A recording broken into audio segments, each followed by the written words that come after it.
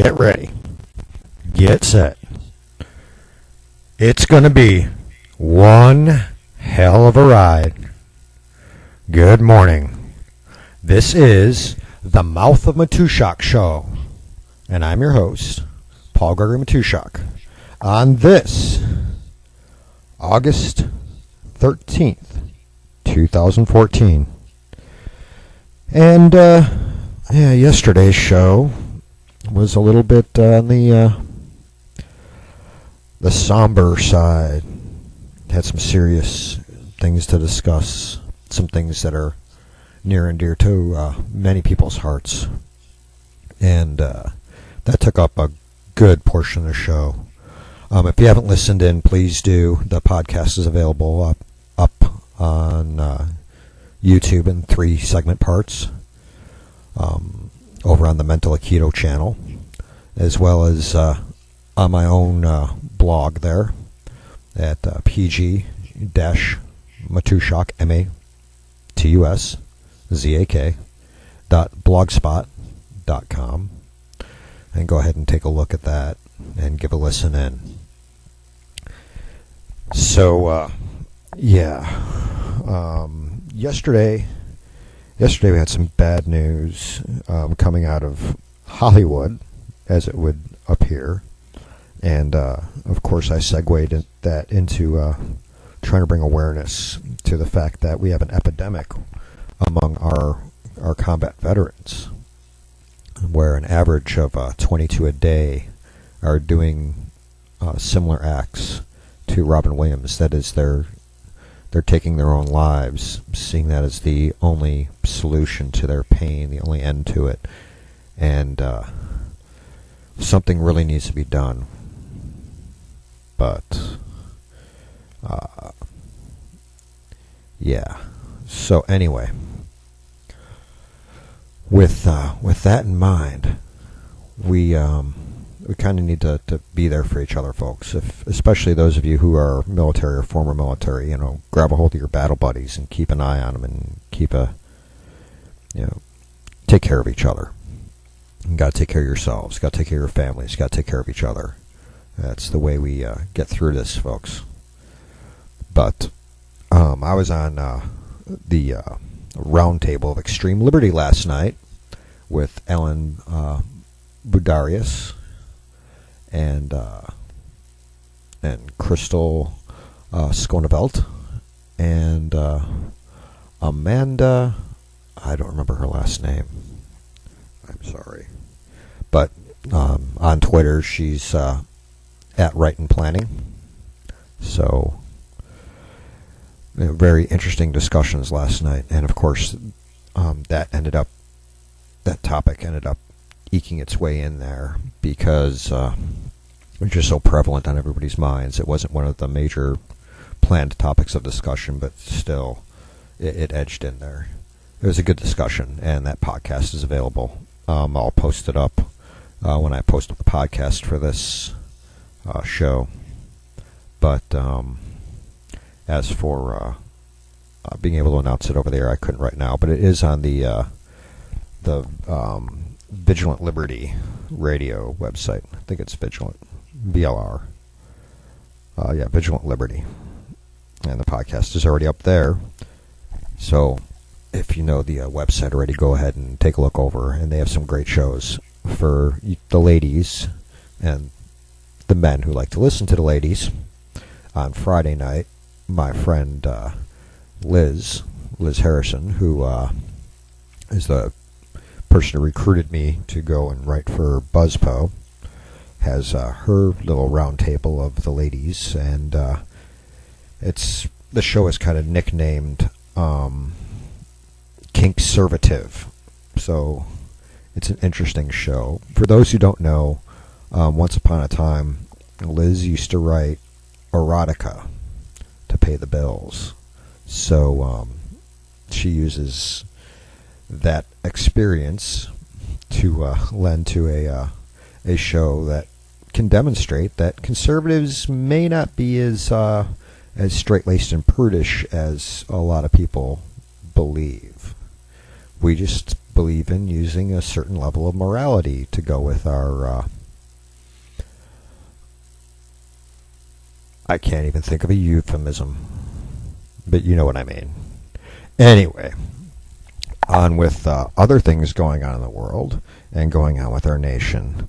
Let's get down to it, folks, on this hump day to get through, day to start looking towards the rest of the week.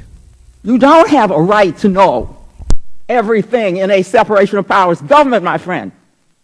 That is the difference between a parliamentary government and a separation of powers government. So those of us who work in the information and research and news and news commentary field are going to do our best to prove Miss Eleanor Norton incorrect and get as much information as we can so that you do know what's going on with your government. And of course that means that it falls down to you to pay attention and not just listen to what we say, not just listen to what Rush or Hannity or any of the other talking heads, regardless of what side of the aisle their political ideology may lie or rest. Don't just listen to what we have to say, but take the nuggets of information that we give out and take the facts and then take the things that we purport to be facts and take a couple minutes and verify on your own and make up your own minds. But I'm going to do my best to just bring the information out there. But again, like I said, this is hump day, and after a rather somber Tuesday, I do want to kind of go and balance that out and bring this into a nice high point to help out with hump day. So kind of bring it to the end of the week here. So we've got a little bit of news of the strange to kind of poke fingers at coming up here, folks. But we'll get into that a little bit later in the show. A couple of things I want to mention beforehand. Not exactly national news, but at the same time it is international news. For those that don't know, it came out late yesterday afternoon or early evening that not only did Robin Williams kill himself on Monday, but yesterday Lauren Bacall passed away at the age of 89, a rather long life. Lauren Bacall, I've seen several of her movies growing up. She's a few years older than my own father, of course, because my father's just in his 70s, and Lauren Bacall died at the age of 89. But one of her, key movies came out when my dad was about 4 or 5 years old, and it's one that I've seen several times. And of course, I'm talking about Key Largo. And she was married to Humphrey Bogart, as well as later on, she was married to Jason Robards, who is the godfather, or was the godfather of Jennifer Jason Leigh, the current actress. Well, I don't think she's done anything in a while, but she was in Single White Female, and what was that? Fast Times at Ridgemont High, to name two of her several roles. But that was her godfather. Her godfather was married to Lauren Bacall, very classy lady, and she was the defining person of what for decades and decades was considered the look of a leading lady. So we mourn her passing. We celebrate her 89 years of accomplishments in the entertainment field and the joy and escapism that she brought to millions over the years. But let's see what's going on that maybe we can use to lighten our mood after such somber news. If you go over to the Daily Caller, those of you who are so inclined to read Daily Caller online, there's a cute little story to include a video. Unfortunately, I was unable to get the clip of the video, or the audio from the clip, but a woman was becoming concerned because there was a gentleman in a white truck who drove past her house every single day. And every single day he walked up to her door, and she witnessed this happen day after day after day. Every day but Sunday. And she started getting concerned because this man in this white van or this white truck came 6 days a week driving past her house, walking up to her house. So she decided to confront the dude. So she pulled out her cell phone and activated the camera and went storming out to the man's truck and leans through the window and confronts the gentleman and says, "Stop stalking me!" And this is all over the camera on the video. You actually have to see it, folks, to believe it, because this is quite amazing. "Stop stalking me! Don't ever stalk me again!" Very confrontational, threatening to call the police. Posts the video up online. Very, very serious and worried as she does so. Worried that this man in this white truck with some red and blue stripes on it was stalking her. And this truck had a very distinct emblem. Looked kind of like an eagle and had some words written under it. A very distinct logo that many people would recognize. The words underneath it said U.S. Postal Service.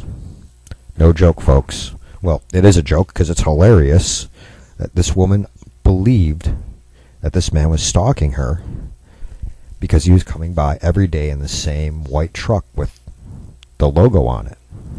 Well, he's her mailman. Of course he's coming past her house and driving past her house 6 days a week.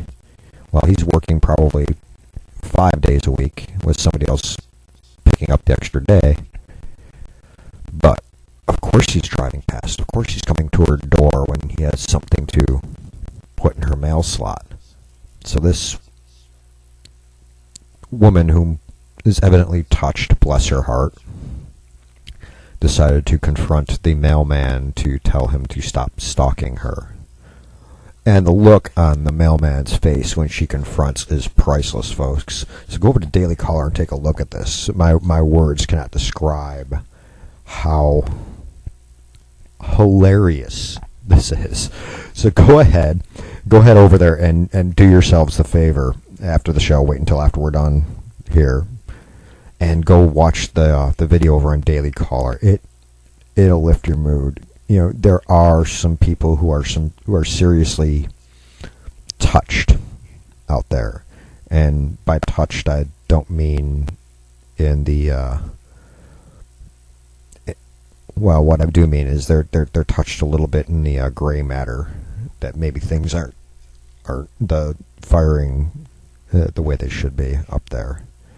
So yeah, there's that to look at, folks.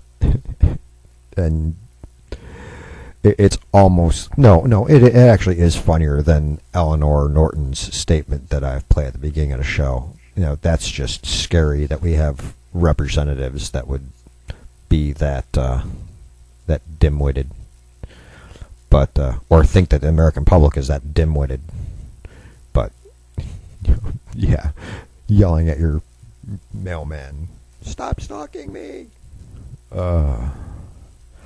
Come on, people. Yeah, and you really have to wonder if she was doing this as a joke or if it was real. But it seems very genuine the way she went up there. And speaking of other bits of ridiculousness that are out there,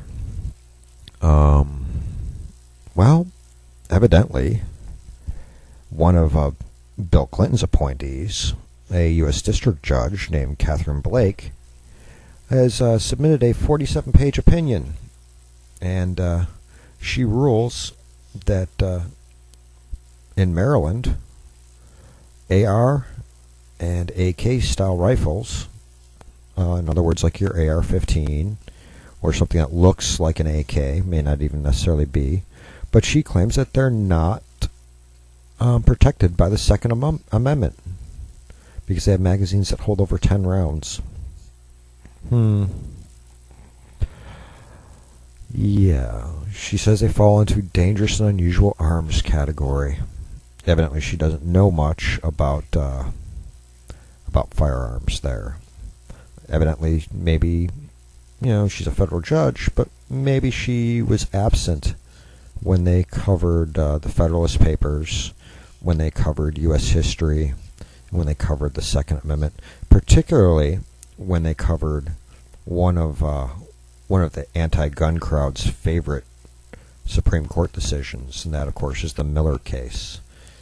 For those that are unfamiliar with the Miller case, what happened was there was a guy named Miller who was he was doing a little bit of smuggling, and he was bringing alcohol and other things, bootlegging across state lines, which at the time was not entirely legal. But that part was all kind of questionable because of the federal interstate commerce laws versus state level laws. But he was arrested for carrying a shotgun across state lines and not having it registered. And the Supreme Court decision determined that his shotgun, which was a sawed-off, a short-barreled shotgun, was not protected by the Second Amendment. And that's, kind of what gave way to the concept of gun control actually being a constitutional thing where they could do infringements upon the Second Amendment. But what they fail to mention when they mention the Miller case as being an excuse for gun control, they fail to mention that the reason why the sawed-off shotgun was deemed not protected was because it was not a military-style firearm. It was not something that a member of a militia would take from their home and join up with the rest of the able-bodied adults in order to protect the state or the country from an invading threat. It's a sawed-off shotgun. It's not good for the longer ranges. So that was the purpose behind the ruling. So trying to quote Miller as an excuse to ban AR and AK style rifles kind of defeats itself, because the AR-15 is somewhat military style. It only fires semi-automatic. In other words, only one pull of the trigger, one bullet. But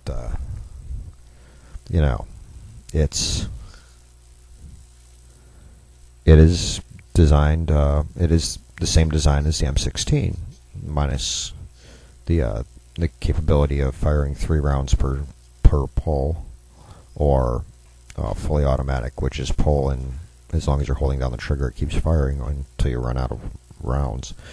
But an AR-15 does not have that capability. So, not seeing how she justifies her statement. Doesn't even fall in with the Miller case. Anyway, Eric Reed, who's the president of Gun Rights Across America, writes for BuzzPo, and he covered this story. So head on over to BuzzPo and read his write-up. But one thing I want to pull out of here is a quote specifically from Justice Blake that Eric Reed quotes in his article. And it says, "The court is not persuaded by the plaintiff's claim that assault weapons are used infrequently in mass shootings and murders of law enforcement officers. The available statistics indicate that assault weapons are used disproportionately to their ownership and the general public, and furthermore cause more injuries and more fatalities than when they are used. As for claims that assault weapons are well suited for self-defense, the plaintiffs prefer no evidence beyond their desire to possess assault weapons for self-defense in the home that they are in fact commonly used or possessed for that purpose. Finally, despite the plaintiff's claims that they would like to use a